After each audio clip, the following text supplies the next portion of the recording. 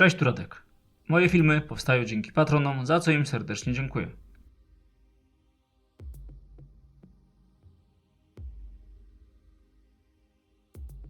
Zapraszam na drugą część materiału o planowanych inwestycjach drogowych w okolicy Wrocławia. W części pierwszej powiedziałem o tym, jak będzie wyglądała rozbudowa A4 od Krzyżowej przez Legnicę do Kątów Wrocławskich oraz budowa A4 w Nowym Śladzie od Kątów Wrocławskich do węzła Wrocław Wschód.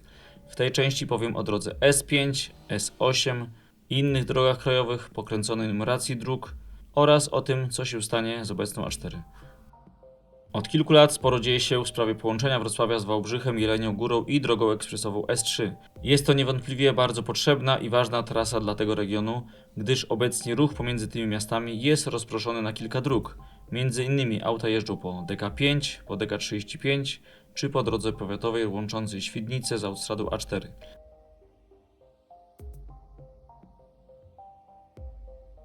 W listopadzie 2024 roku do Regionalnego Dyrektora Ochrony Środowiska we Wrocławiu został złożony wniosek o wydanie decyzji środowiskowej. Spośród analizowanych wariantów do realizacji został wybrany wariant czwarty, natomiast jako alternatywny został wskazany wariant trzeci. Nowa droga ekspresowa zostanie poprowadzona w całkowicie nowym śladzie. Trasa będzie miała dwie jezdnie po dwa pasy ruchu wraz z pasem awaryjnym, a jej długość to około 50 km. Na trasie zaplanowano 8 węzłów drogowych. Są to Bolków na połączeniu S5 z obecną S3, która prowadzi w stronę Legnicy oraz Kamiennej Góry i Czech. Węzeł Bolków zostanie wybudowany kilkaset metrów na północ od obecnego węzła Bolków na połączeniu S3 z DK5 i będzie traktowany jako jeden węzeł zespolony. Pomiędzy obydwoma węzłami powstaną jezdnie zbiorczo-rozprowadzające. Drugi węzeł to Serwinów na połączeniu S5 z obecną DK5, która prowadzi w stronę Strzegomia i Dobromierza. Węzeł ten powinien otrzymać nazwę Dobromierz. Kolejny węzeł to Świebodzice na połączeniu S5 z drogą wojewódzką 374, która prowadzi w stronę Strzegomia i Świebodzic. Następny węzeł to Wałbrzych na połączeniu S5 z nowym łącznikiem, po którym dojedziemy do Świebodzic i Wałbrzycha.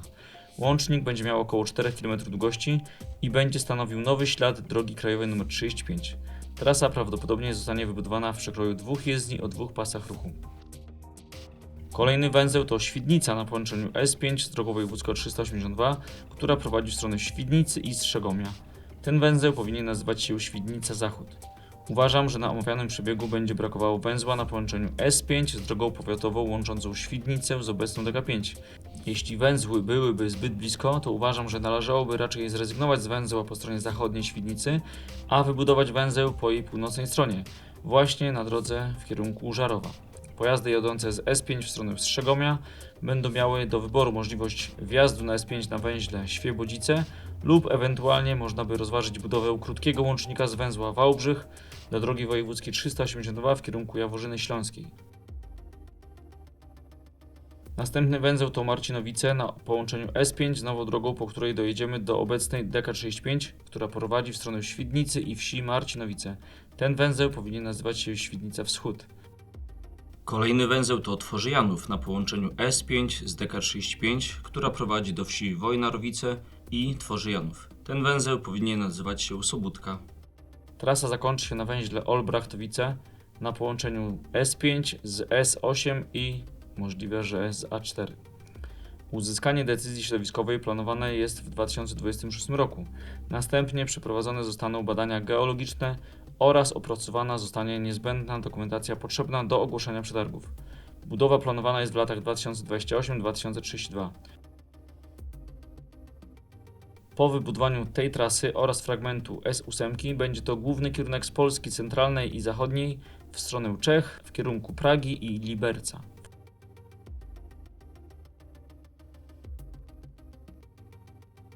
W komentarzach często dostaję od Was pytania, czy S5 zostanie przedłużona z Bolkowa do Jeleniej Góry. Otóż drogi ekspresowej nie ma w planach, natomiast w przygotowaniu jest budowa nowego przebiegu DK5 jako drogi dwujezdniowej, ale tak nie do końca. W pesymistycznym scenariuszu może okazać się, że przekrój nowej trasy do Jeleniej Góry będzie wyglądać tak. Skąd wziął się tak dziwny i mało logiczny przekrój? Patrząc od wschodu, pierwszym wąskim gardłem jest obwodnica Bolkowa, która została wybudowana jako droga jednojezdniowa i nie jest ona objęta zakresem inwestycji dla rozbudowy DK5 Bolków i Jelenia Góra. Należy tu jednak zaznaczyć, że część obiektów wzdłuż obwodnicy posiada rezerwę pod drugą jezdnię.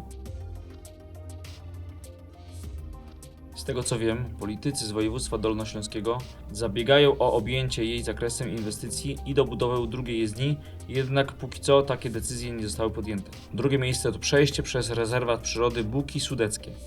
Regionalna Dyrekcja Ochrony Środowiska nie chce zgodzić się na wydanie decyzji dla budowy drogi dwujezdniowej przez ten obszar i postuluje zwężenie do jednej jezdni, natomiast Generalna Dyrekcja chciałaby utrzymać ciągłość przekroju dwóch jezdni.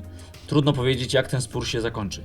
Trzecie wąskie gardło to obwodnica Maciejowej, która leży w granicach Jeleniej Góry. Jest to, o czym mówiłem już w wielu filmach, czyli obowiązujący w naszym prawie bardzo szkodliwy przepis, że wszystkie inwestycje w drogi krajowe leżące w granicach miast na prawach powiatu muszą finansować te miasta, a nie Generalna Dyrekcja.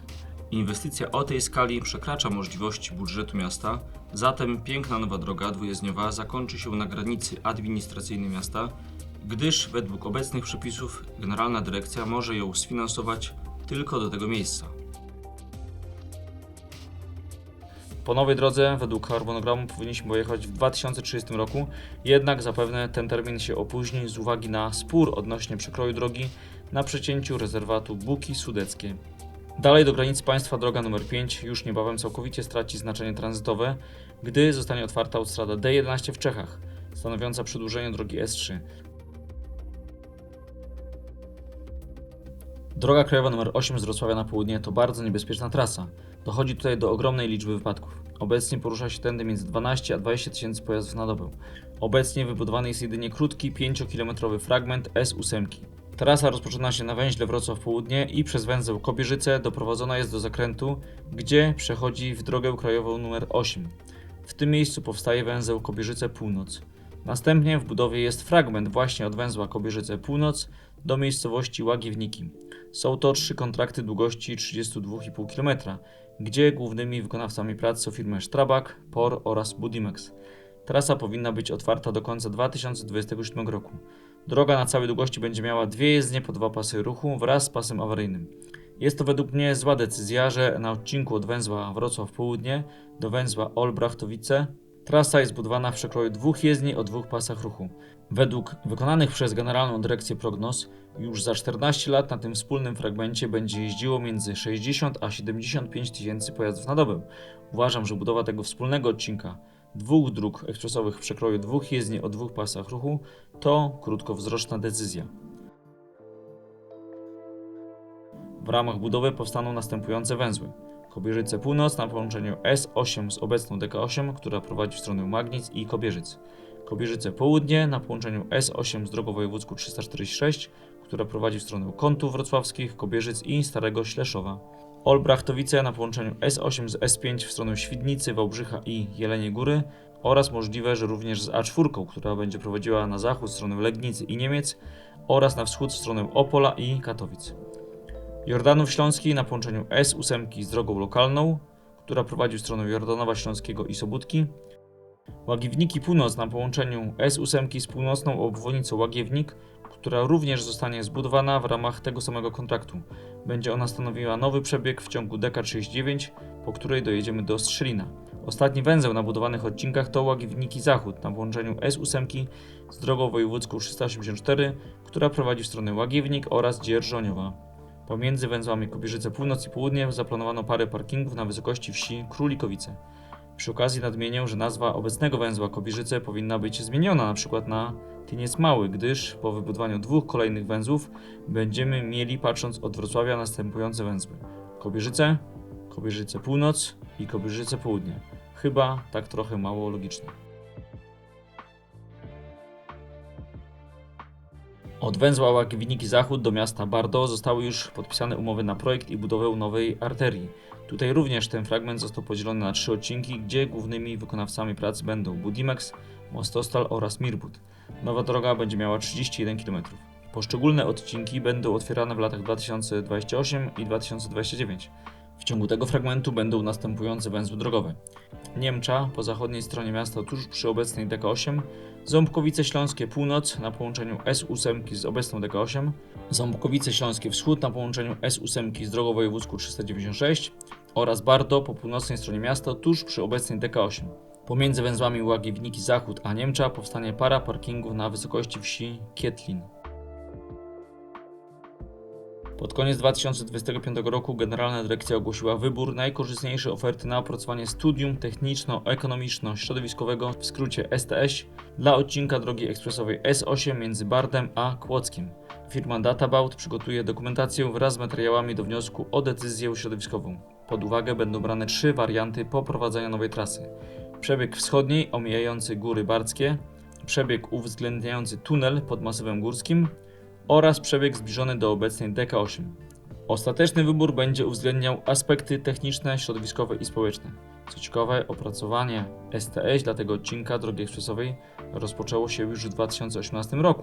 Jednak w 2021 roku Generalna Dyrekcja zdecydowała się o tymczasowym wstrzymaniu się z wyborem wariantu po to, aby całościowo uwzględnić układ drogowy wraz z planowaną obwodnicą Złotego Stoku na DK46. Byłaby to bardzo sensowna decyzja, tylko że w 2025 roku Generalna Dyrekcja zdecydowała o wstrzymaniu prac nad obwodnicą Złotego Stoku. Decyzję uzasadniono tym, że ruch na DK46 w kierunku Nysy jest póki co zbyt niski, aby budowa obwodnicy już teraz była ekonomicznie uzasadniona. Nowe studium dla S8, nad którym w tym roku mają rozpocząć się prace, zostanie opracowane w wersji nie uwzględniającej w ogóle połączenia S8 z obwodnicą Złotego Stoku. Jak podkreśla Generalna Dyrekcja, nie oznacza to, że obwodnica nigdy nie zostanie zrealizowana, tylko że prace koncepcyjne nad nią zostają wstrzymane co najmniej do czasu zakończenia STS dla S8 od Barda do Kłodzka, a po wyborze wariantu S8 możliwy jest powrót do ponownej analizy obwodnicy Złotego Stoku, zależnie od sytuacji ruchowej i ekonomicznej. Moim zdaniem jest to kuriozalny rozwój wypadków. Przecież jeżeli zgodnie z planem Generalna Dyrekcja najpierw zakończy cały STS dla S8 nie uwzględniający w ogóle połączenia z DK46, a potem po zatwierdzeniu ostatecznego wariantu S8 i lokalizacji węzłów powrócimy do analizy przebiegów DK46, to w efekcie punkt połączenia tych dwóch dróg może nie być już optymalny. I dostaniemy układ drogowy, który okaże się droższy w budowie i mniej funkcjonalny. Nawet jeśli planowana realizacja DK46 na razie została wstrzymana, to zupełnie nie rozumiem, dlaczego nie możemy przeanalizować docelowego układu obu dróg całościowo. Uważam, że absolutnie niezbędne powinno być podpisanie jak najszybciej aneksu, tak aby STS uwzględniał analizę przebiegu zarówno drogi S8 i DK46, po to, aby jednym opracowaniem wyznaczyć optymalny punkt ich połączenia i ich docelowe przebiegi na przyszłość. Planowana trasa S8 zakończy się koło Kłodzka. Po ukończeniu odcinka z Wrocławia do Kłodzka oraz po wybudowaniu przez Czechów drogi z miasta Zabrzech do Mochelnicy będzie brakowało jedynie 77 km, żeby połączyć nasze drogi klasy A i S z czeskimi. W programie budowy dróg krajowych jest zapisana budowa drogi S8 od Kłodzka do Bobuszowa, jednak nie trwają w tej kwestii żadne przygotowania i uważam, że taka trasa raczej w przewidywalnej przyszłości tutaj nie powstanie. Po czeskiej stronie w ogóle nie ma planów drogi ekspresowej, natomiast jest planowana budowa nowej drogi do granicy w przekroju 2+1 wraz z obwodnicami omijającymi tereny zabudowane. Być może u nas inwestycja w analogicznym standardzie miałaby więcej sensu niż planowanie drogi ekspresowej kończącej się na granicy bez przedłużenia po czeskiej stronie. Nadmienię tutaj, że na starych mapach można zobaczyć, że planowano dawniej połączenie Wrocławia z Wiedniem nowoczesną trasą właśnie tędy.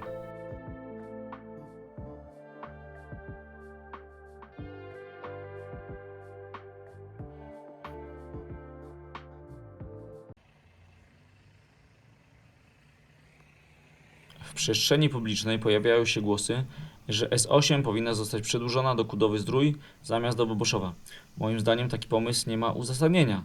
Po wybudowaniu drogi S5 do Bolkowa to właśnie ciąg S5, S3 i D11 stanie się głównym korytarzem transportowym łączącym zachodniopolskę z Czechami, a obecna DK8 z Kudowy-Zdrój do Kłodzka bardzo mocno straci na znaczeniu i budowa drogi klasy S w trudnym, górzystym terenie nie byłaby tutaj uzasadniona. Planowana jest natomiast kompleksowa rozbudowa tej trasy do drogi klasy GP. Inwestycja będzie podzielona na dwie części. Pierwsza od Kłodzka do Szczytnej i będzie polegała częściowo na rozbudowie istniejącej drogi, a częściowo na budowie nowego śladu omijającego zabudowania Szalejowa Górnego.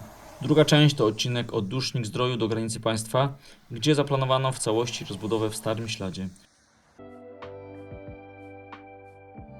Ta inwestycja wywołuje protesty wśród mieszkańców Kudowy-Zdroju, dlatego że Generalna Dyrekcja postanowiła rozbudować obecną drogę prowadzącą wśród gęstej zabudowy Kudowy i sąsiedniego Jeleniowa do klasy GP, pomimo tego, że w miejscowym planie zagospodarowania przestrzennego jest przygotowana i zabezpieczona rezerwa terenu pod nowy ślad DK8 omijający Kudowę-Zdrój po łatwym i płaskim terenie po południowej stronie uzdrowiska. Moim zdaniem numeracja dróg na południe od Wrocławia jest mało logiczna. Uważam, że obecna droga ekspresowa S8 z Wrocławia na południe powinna przejąć numer S5, natomiast planowana S5 z Wrocławia do Bolkowa powinna zmienić numer na S8. Wtedy nieparzysty numer S5 byłby wyznaczony idealnie południkowo i można go zacząć aż w Koszalinie i przez Piły, Poznań, Leszno, Wrocław doprowadzić do Kłodzka. Natomiast trasę S8 poprowadzić ukośnie. Warto pamiętać, że jedynym powodem, dla którego oryginalnie DK8 została poprowadzona do Kudowy-Zdrój, było to, że to właśnie tędy poprowadzona była główna trasa łącząca Pragę z Wrocławiem i dalej z Warszawą. Natomiast w docelowym układzie dróg główna trasa do Pragi będzie prowadziła z Wrocławia przez Świdnicę, Bolków, Lubawkę i czeską autostradę D11. Z przejścia w Kudowie w ogóle nie będzie już korzystał tranzyt w kierunku Wrocławia, a jedynie ten zmierzający na DK46 w kierunku Nysy. Dlatego odcinek Kudowa-Kłodzko powinien stać się właśnie przedłużeniem DK46, a numer 5 powinien prowadzić południkowo do Boboszowa. Dodatkowym drobnym zyskiem przy okazji tego uporządkowania numeracji byłoby uwolnienie numeru 33. Jeśli autostrada A4 zostanie wybudowana w nowym południowym śladzie, to w ramach kontraktu zostanie wyremontowany odcinek od Kątów Wrocławskich przez Wrocław Południe i Bielany Wrocławskie do węzła Wrocław Wschód. Prace będą polegały m.in. na remoncie wiaduktów oraz węzła Bielany Wrocławskie. Złożenie wniosku o wydanie decyzji środowiskowej tego odcinka przewidywane jest w 2027 roku. Inwestycja planowana jest do realizacji w formule Projektuj i Buduj w latach 2029-2034. Trasa pomiędzy Kątami Wrocławskimi a węzłem Wrocław Wschód ma zostać zdegradowana do drogi wojewódzkiej. Moim zdaniem nie jest to dobra decyzja, gdyż nadal po tej trasie będzie jeździło mnóstwo aut. Według prognoz ruchu znacznie więcej niż po nowym śladzie A4. Na koniec warto dodać, że oprócz rozbudowy autostrady A4 planowana jest także rozbudowa istniejącej DK94 oraz DK36 z Wrocławia do Lubina do przekroju 2 jezdni o 2 pasach ruchu. Dziękuję za uwagę i tradycyjnie zapraszam do dyskusji. Napiszcie, co sądzicie o trasie S5 i S8. Czy zaproponowana przeze mnie zmiana numeracji dróg w tej części kraju jest prawidłowa, czy się z nią może nie zgadzacie? Dzisiejszy film pomógł mi wykonać Krzysztof Kleiner, za co mu serdecznie dziękuję. Pozdrawiam, Radek.